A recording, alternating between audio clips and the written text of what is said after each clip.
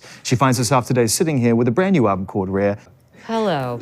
That was really impressive. I mean, this is 4 years of my life, and I think I'm completely okay with release. It's always been something that was preventing me or scaring me from doing it. And I'm so glad that I fought. It's so crazy that every single moment counts, down to literally Lose You to Love Me and Look at Her Now is out. But we were still like the last day writing music that the song I personally think is gonna be one of our biggest as well. It just happens, and I'm so grateful.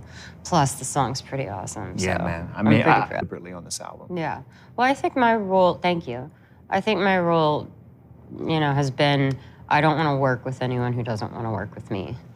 I think I just found my group, and I think I'm getting better and better, but I only know that means it's because of the people I'm surrounded by that inspire me, that challenge me. And I think the past few years, or hell, decade if you want, I think I was really kind of hurting, and I think that prevented me from doing a lot more creatively or even content-wise of what I wanted to say.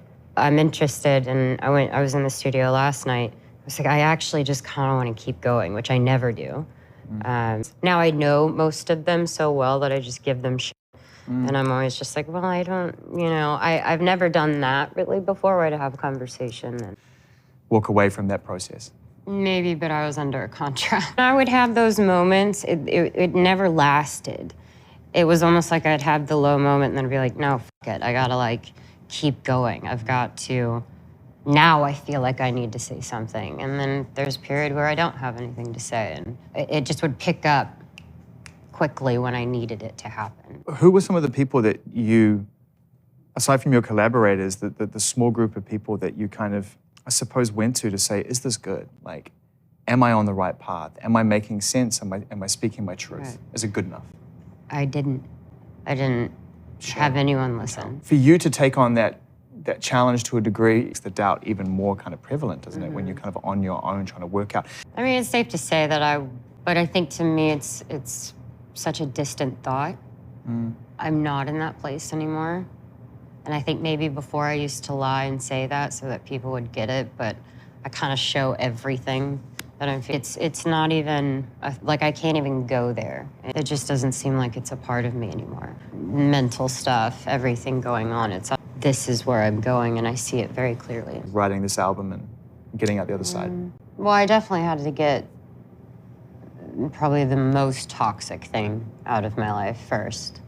I am naturally a people pleaser, so that's what I'm going to do. People were putting, that were setting up sessions, it seemed like favors or something. It kind of got confusing for me. And I think that's why I tend to, one of the many reasons why I tend to just always go with Ian, Julia, and Justin. Right. I mean, it's safe to say that but I think to me it's such a distant thought. I'm not in that place anymore. And I think maybe before I used to lie and say that so that people would get it, but I kind of show everything that I'm feeling in my face. Yeah. But it's not even, I can't even go there anymore if I tried. It just doesn't seem like it's a part of me anymore. Mental stuff, everything going on, this is where I'm going, and I see it very clearly. So there's a lot of liberation.